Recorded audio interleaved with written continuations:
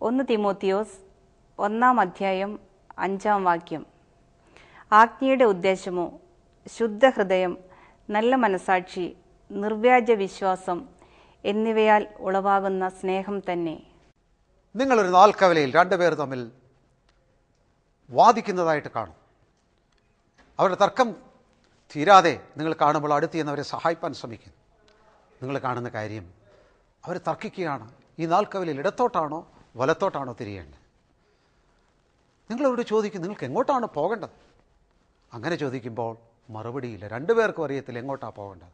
പക്ഷേ ദിക്ക് സംബന്ധിച്ച് അവർ തർക്കത്തിലാണ്. ഇതൊരു വിരോധാഭാസമായിട്ട് തോന്നാം.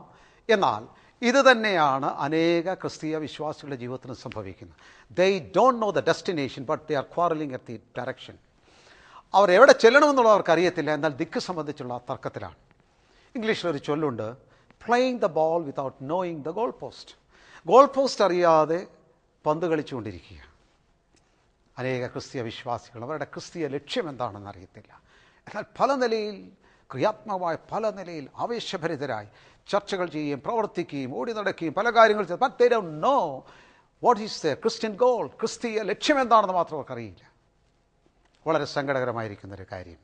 നാം തലനാരിറ കീറി ആ ക്രിസ്തീയ സത്യത്തെക്കുറിച്ചും ഉപദേശത്തെക്കുറിച്ചും ശരിയായ സഭ എന്താണ്, ഓരോ കാര്യങ്ങളെക്കുറിച്ചുള്ള കൃത്യത സംബന്ധിച്ച്, ഓരോ ഉപദേശ രൂപങ്ങളെക്കുറിച്ച്, അതിലുള്ള ചെറിയ ചെറിയ കാര്യങ്ങളിൽ പോലും നാം നിലപാടുകൾ എടുക്കുന്നു. ചർച്ചയിലും വഴക്കിലും ഉപദേശങ്ങളുടെ തർക്കം വലിയ വഴക്കുകൾ പോലെ പോലുമായിത്തീരുന്നു. ആളുകൾ തമ്മിൽ സമാധാനം നഷ്ടപ്പെടുന്നു, രമ്യതയില്ലാതെ വരുന്നു, ശത്രുതയുണ്ടാകും. ഇതെല്ലാം സംഭവിക്കുമ്പോൾ തന്നെ എത്ര സങ്കടകരമാണ്. ഇതിൻ്റെ എല്ലാം ഉദ്ദേശം എന്താണെന്ന് ആളുകൾ അറിയുന്നില്ല എന്നുള്ള കാര്യം. ഇത് വളരെ പ്രധാനപ്പെട്ടൊരു കാര്യമാണ്. നാം ഇപ്പോൾ വായിച്ചതാണിത്. ആജ്ഞയുടെ ഉദ്ദേശമോ ശുദ്ധ മനസാക്ഷി, നിർമ്മല ഹൃദയം, നിർവ്യാജ വിശ്വാസം എന്നിവയാൽ ഉളവാകുന്ന സ്നേഹം തന്നെ. Love is the goal. സ്നേഹമാണ് ആത്യന്തിക ലക്ഷ്യം. സ്നേഹമാണ് ആത്യന്തിക ലക്ഷ്യം. ക്രിസ്തീയ ജീവിതത്തിൻ്റെ ഉദാത്തമായിരിക്കുന്ന പ്രതീകം, ക്രിസ്ത്യ ജീവിതത്തിൻ്റെ പക്വതയുടെ ലക്ഷ്യം, ക്രിസ്തീയ വളർച്ചയിൽ അനിവാര്യമായി കാണേണ്ട കാര്യം, നാം പലപ്പോഴും വിചാരിക്കുന്ന കാര്യങ്ങളല്ല, സ്നേഹം തന്നെയാണ്. Love is the greatest of all. സകലത്തിലും ഏറ്റവും വലുതായിരിക്കുന്ന കാര്യം സ്നേഹം തന്നെയാണ്. ആ സ്നേഹം നമ്മുടെ ജീവിതത്തിൽ മുമ്പോട്ട്, നമ്മുടെ ആത്മീയ വളർച്ചയിൽ, നാം ചെയ്യുന്ന എല്ലാ കാര്യങ്ങളിലും ഏറ്റവും കൂടുതൽ പ്രകടമായി വരേണ്ടത് സ്നേഹമാണ്. സ്നേഹമാണ് നമ്മുടെ ക്രിസ്തീയതയുടെ അടയാളമായി തന്നെ കാണേണ്ടത്. ഈ സ്നേഹത്തെക്കുറിച്ച് നാം ചിന്തിക്കുമ്പോൾ, സ്നേഹം ദൈവത്തിനൊരു നിർവചനമുണ്ടെങ്കിൽ ഗാഡ് ഈസ് ലവ്, ദൈവം സ്നേഹമാകുന്നു. മറുഭാഗത്ത് അതിനോട് ചേർന്ന് യോഹന്നാൻ അപ്പോസ്തലൻ പറയുന്നത്, അതുകൊണ്ട് തന്നെ സ്നേഹിക്കാത്തവൻ ദൈവത്തെ അറിഞ്ഞിട്ടില്ല. ദൈവം സ്നേഹമാകുന്നു. സ്നേഹിക്കാത്തവൻ, സ്നേഹമറിയാത്തവൻ ദൈവത്തെ അറിയുന്നില്ല. അതുകൊണ്ടാണ് അപ്പോസ്തലൻ പറയുന്നത്, ദൈവത്തെ അറിയുമെന്ന് പറയുകയും സഹോദരനെ വെറുക്കുകയും ചെയ്യുന്നവൻ അവൻ കള്ളനാകുന്നു, ജനുവിനല്ല, അവൻ്റെ അനുഭവം സത്യമല്ല, അവൻ ക്രിസ്തീയതയെ അറിഞ്ഞിട്ടില്ല. ക്രിസ്തീയതയെ ആ കർത്താവ് ന്യായപ്രമാണത്തെ രണ്ടായിട്ട് തിരിച്ചു. അതിൻ്റെ ആകത്തുകയെ ഒരു ചോദ്യത്തിന് മറുപടിയായിട്ട് കർത്താവ് പറഞ്ഞതാണ്. ന്യായപ്രമാണത്തെ രണ്ടായിട്ട് സമാഹരിച്ച ശേഷം കർത്താവ് പറഞ്ഞു, ഒന്ന്, അതിൻ്റെ ആദ്യ കൽപ്പനയുടെ ആദ്യ ഭാഗം, നിന്റെ ദൈവമായിരിക്കുന്ന കർത്താവിനെ പൂർണ്ണ ഹൃദയത്തോടും പൂർണ്ണ മനസ്സോടും പൂർണ്ണയാത്മാവോടും സ്നേഹിക്കുക. ന്യായപ്രമാണത്തെ സംക്ഷേപിച്ചാലുള്ള ആദ്യത്തെ ഭാഗം. രണ്ടാമത്തെ ഭാഗം, നിന്റെ കൂട്ടുകാരനെ നിന്നെപ്പോലെ തന്നെ സ്നേഹിക്കുക. ഇത് രണ്ടും കൂടെ ചേർന്നാണ് ന്യായപ്രമാണം. പൗലോസ് വീണ്ടും അതിനെ കാച്ചിക്കുറക്കി ഒറ്റ കൽപ്പനയാക്കി തീർത്തു, നിന്റെ കൂട്ടുകാരനെ നിന്നെപ്പോലെ തന്നെ സ്നേഹിക്കുക. അതെ, ദൈവത്തെ സ്നേഹിക്കുക എന്നുള്ളതിന് അനുപേക്ഷണീയമായിട്ട് അതിൻ്റെ ഭാഗമായി അതിനെ തുടർന്ന് വരേണ്ട കാര്യം കൂട്ടുകാരനെ സ്നേഹിക്കുക എന്നുള്ളതാണ്. ദൈവത്തെ സ്നേഹിച്ചുകൊണ്ട് കൂട്ടുകാരനെ വിരോധിക്കുന്നവൻ സത്യം അറിഞ്ഞിട്ടില്ല, സത്യത്തിൻ്റെ പക്ഷത്തല്ല. ഇത് രണ്ടും ചേർന്ന് പോകുന്ന കാര്യമാണ്. നമ്മുടെ ക്രിസ്ത്യ ജീവിതം സ്നേഹത്തിൽ നിന്ന് സ്നേഹത്തിലേക്ക് പോകേണ്ടതാണ്.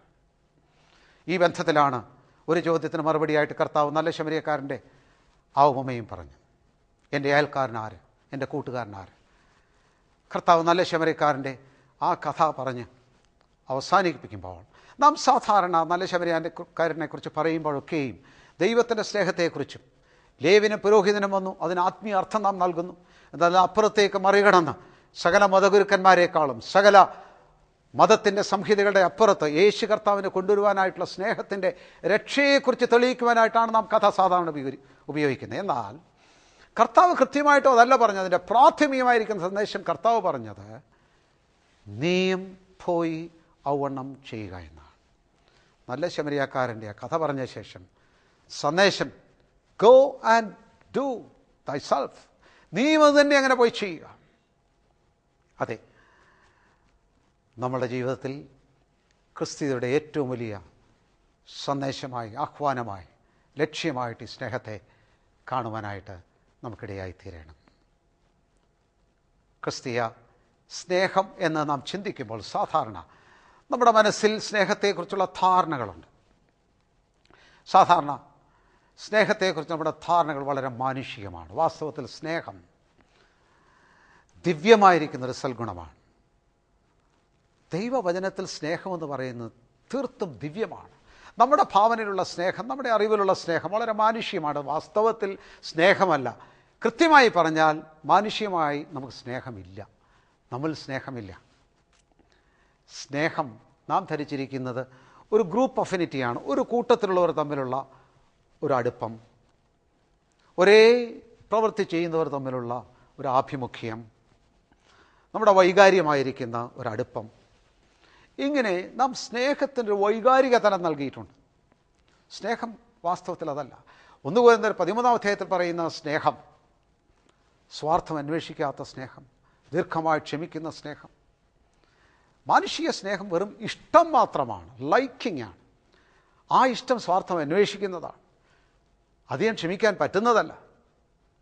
സ്നേഹത്തിൻ്റെ ഗുണങ്ങളായിട്ട് 1 കൊരിന്ത്യരിൽ കാണുന്ന കാര്യങ്ങളൊന്നും അതിന് കാണത്തില്ല. ദീർഘമായി ക്ഷമിക്കാൻ കഴിയില്ല, ദോഷം കണക്കിടാതിരിക്കാൻ കഴിയില്ല, വേഗം ഫീൽ ചെയ്യും, വേഗം അഫക്റ്റഡ് ആവും, വേഗം വികാരത്തിന് മുറിവേൽക്കും. ഇഷ്ടങ്ങൾക്ക് സ്നേഹമല്ല, അതിന് വിപരീതമായിരിക്കുന്ന കാര്യമാണ് ഇഷ്ടം. എന്നാൽ സ്നേഹം ദിവ്യമാണ്. ആ സ്നേഹം ദിവ്യമായിരിക്കുന്നൊരു അടിസ്ഥാനത്തിൽ നിന്നേ ഉളവായി വരികയുള്ളൂ. ദ പാത്ത് ടു ലവ്, സ്നേഹത്തിലേക്കുള്ള പാത. അതാണ് നാം നേരത്തെ വായിച്ച കാര്യം.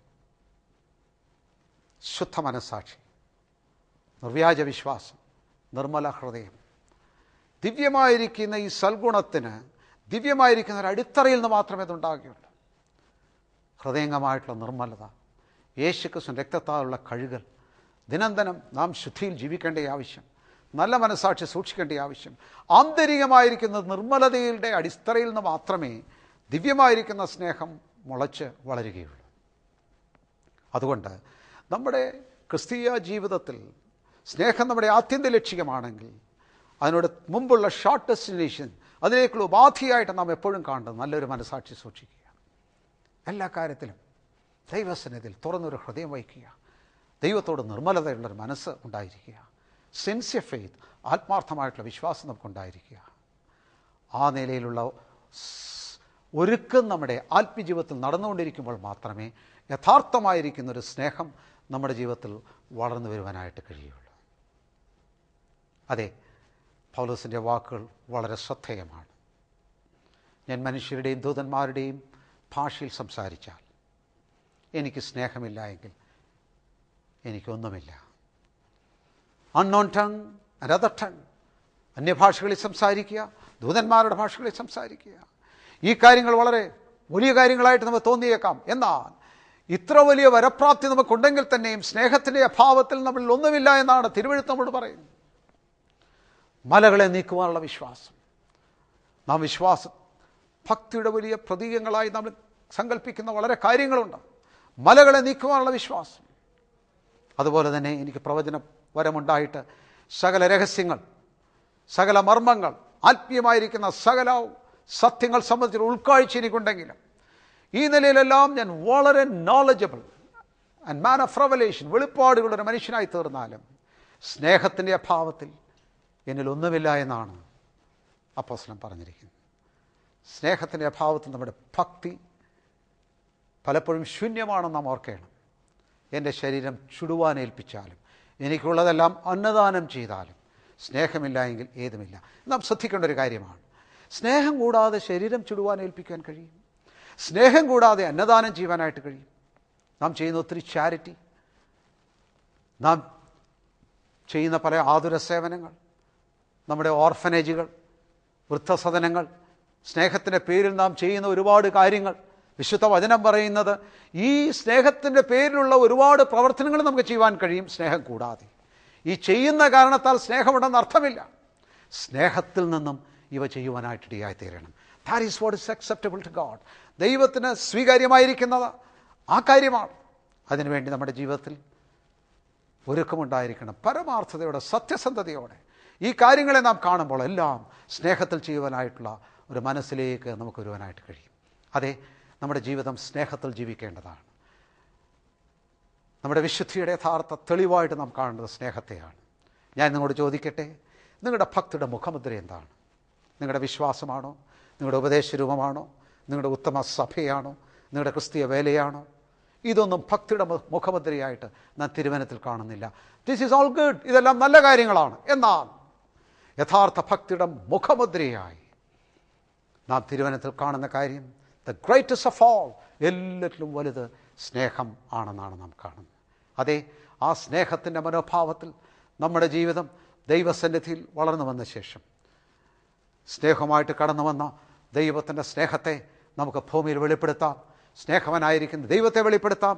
അർത്ഥവത്തായിരിക്കുന്ന ഒരു ജീവിതത്തിൽ നമുക്ക് ദൈവത്തെ സേവിക്കാം.